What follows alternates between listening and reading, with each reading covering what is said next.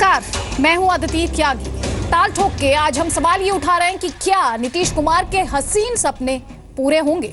ये सवाल इसलिए क्योंकि बिहार के मुख्यमंत्री और जेडीयू के अध्यक्ष नीतीश कुमार ने गैर संघवाद का नारा देते हुए बीजेपी के खिलाफ सभी पार्टियों को एकजुट होने को कहा है।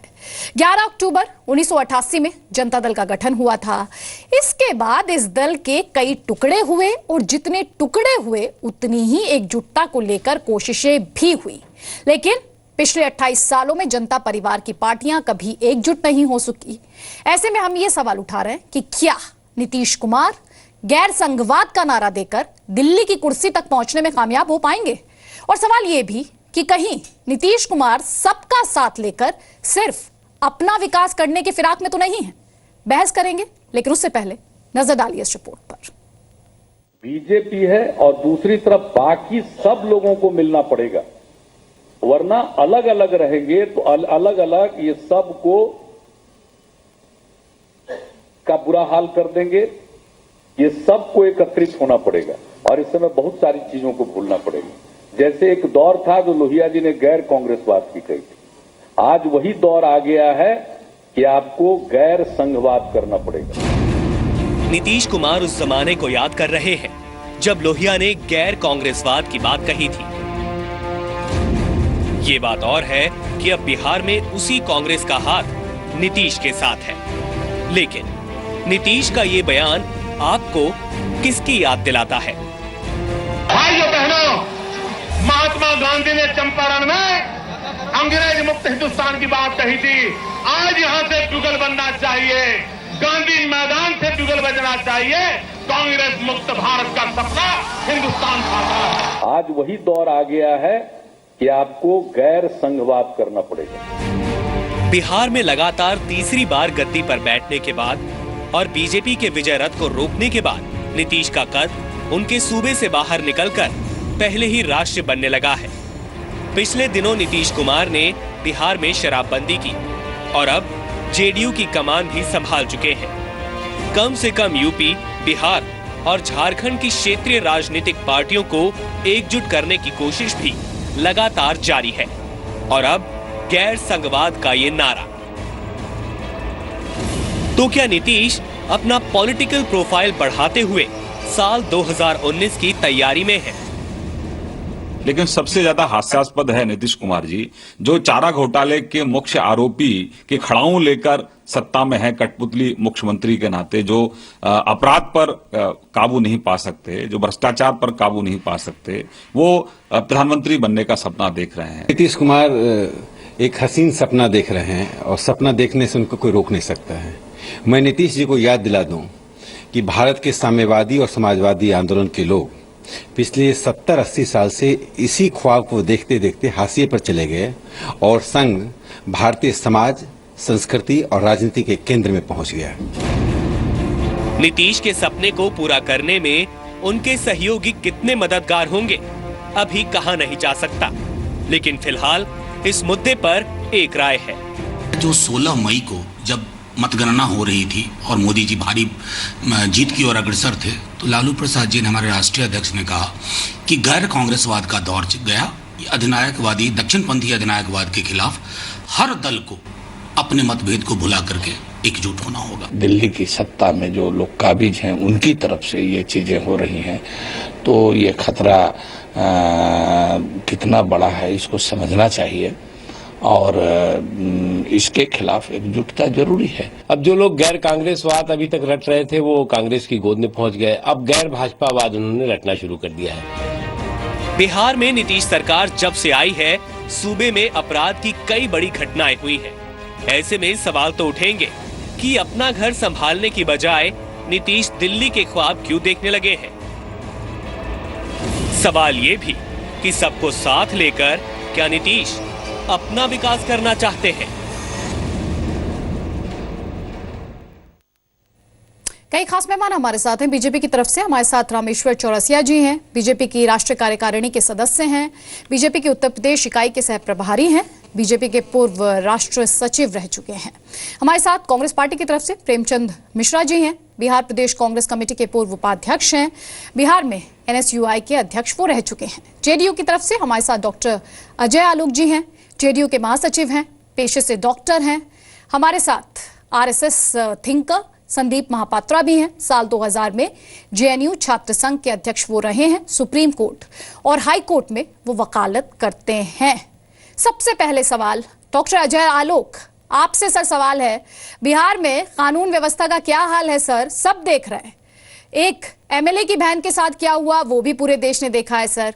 नीतीश कुमार साहब से राज्य की नब्ज तो बार बार फिसल रही है, देश की नब्ज सर वो पढ़ पा रहे हैं। आप हमारे दर्शकों को सर जरा थोड़ा सा तफसील से बताएंगे ये लोकतंत्र है क्या, कैसा खतरा इसको महसूस हो रहा है जिसको लेकर नीतीश कुमार बोल रहे हैं, और इस लोकतंत्र को सर बचाया कैसे जाएगा? ऐसा है आदित्य जी कि बिहार में लॉ एंड ऑर्डर का क्या हालत है, ये पिछले 10 वर्षों का या ट्रैक रिकॉर्ड हमारा निकाल के दिखा लीजिए। और एक छुटपुट घटना पे पूरे लॉ एंड ऑर्डर पे सवाल आपने खड़ा कर दिया और लोग खड़े कर रहे हैं। तो मुझे और कुछ नहीं कहना है, बस ये कह सकता हूँ कि हाँ, अब जब आपको मन हो गया है कि लॉ एंड ऑर्डर पे ही सवाल उठा के मूल सवाल को हटा दिया जाए तो वो अलग बात है। अब मुझे ये नहीं समझ में आता है कि नीतीश कुमार ने कहा कि संघ मुक्त भारत चाहिए, तो परेशानी क्या है भाई? क्या संघ राज कर रहा है देश पर? संघ राज कर रहा है? किसका शासन चल रहा है? संघ का शासन चल रहा है या भारतीय जनता पार्टी का चल रहा है या एनडीए का चल रहा है? पहले ये आप लोग क्लैरिटी कर लीजिए। तो कहीं ना कहीं आज परोक्ष रूप से सहमति तो इस देश में बन गई शासकों द्वारा कि संघ का ही शासन है, जो हम 2 वर्षों से कह रहे हैं। और ये लोग कहते थे कि नहीं, संघ का कोई मतलब नहीं है भारतीय जनता पार्टी से, संघ एनजीओ है, भारतीय जनता पार्टी का शासन है। तो आज तो एक वाक्य में आज देश के सामने सच्चाई आ गई कि संघ का शासन है। तो आज जो हम कह रहे हैं कि संघ मुक्त भारत चाहिए, नीतीश जी कह रहे हैं, तो परेशानी आपको क्या है? नीतीश जी को इतने हल्के में ले रहे हैं अगर आप लोग कि नीतीश के कहने से कुछ नहीं होता है, विरोध होता रहता है, संघ आगे बढ़ते रहता है, तो क्यों उनको वैल्यू दे रहे हैं?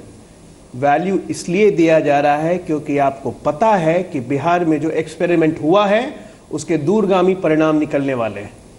और 1962 में भारत चीन युद्ध के बाद जब लोहिया ने गैर कांग्रेसवाद का नारा दिया था, तो भारतीय जनता पार्टी पिछलुग्गू बन के लोहिया के पीछे खड़ी थी।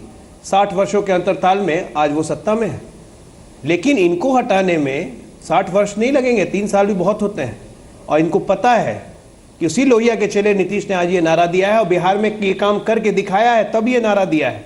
तो कहीं ना कहीं इनकी परेशानी बिल्कुल सतह पे आ गई है और बिलबिलाने चिलबिलाने लगे हैं।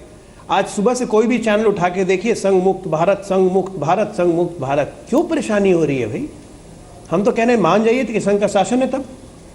और आप कह रहे हैं कि लोकतंत्र खतरा नहीं है। कैसे खतरा नहीं है साहब लोकतंत्र को?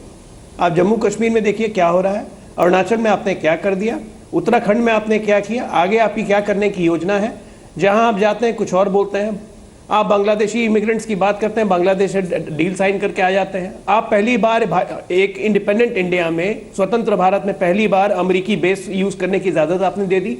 ये तो 1991 के इराक वॉर में हमने नहीं किया था।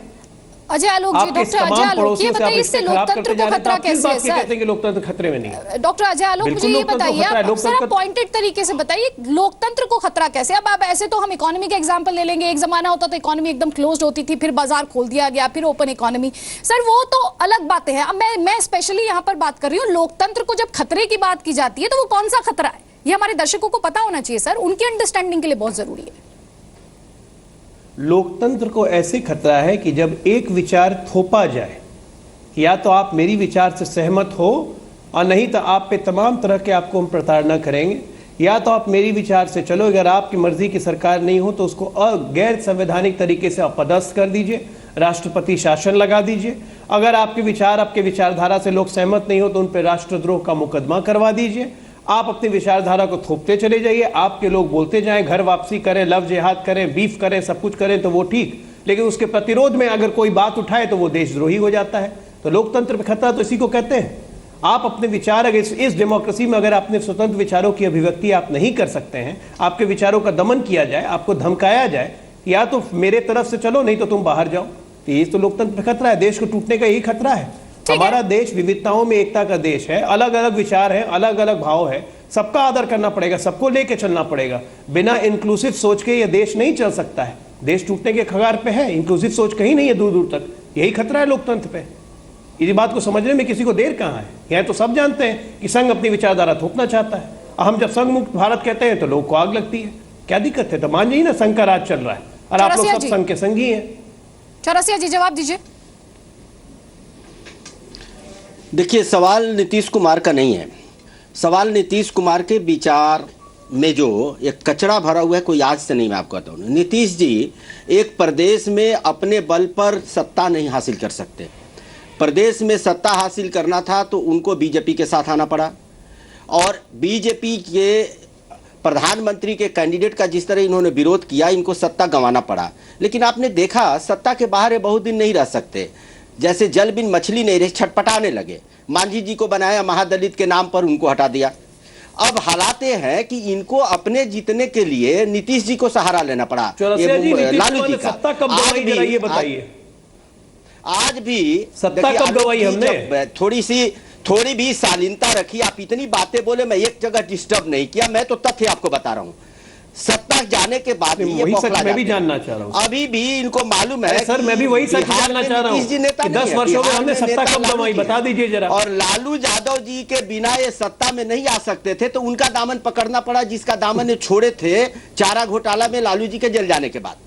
दूसरी बात, अब नीतीश जी कह रहे हैं कि संघ मुक्त भारत चाहिए। इनको यही नहीं पता है कि संघ मुक्त भारत क्या होता है। यहां तो संघ में कार्यकर्ता है। आलोक जी से मैं सहमत हूं, संघ सत्ता में नहीं है, सत्ता में बीजेपी है। तो नितीश जी को आपको समझाना पड़ेगा कि जो अब हम क्यों बोल रहे हैं? कार्यकर्ता है तो हमारे आपको परेशानी क्या है? देश में नहीं रहेंगे। हमारा चौरसिया जी, मैं आपके फिर पास आपको आऊंगी। परेशानी क्या है? आपके संघ ऑडियो सत्ता में नहीं है तो? technical glitch है, उसको फिक्स करने की जरूरत नहीं। है। आपके पास मैं आऊंगी।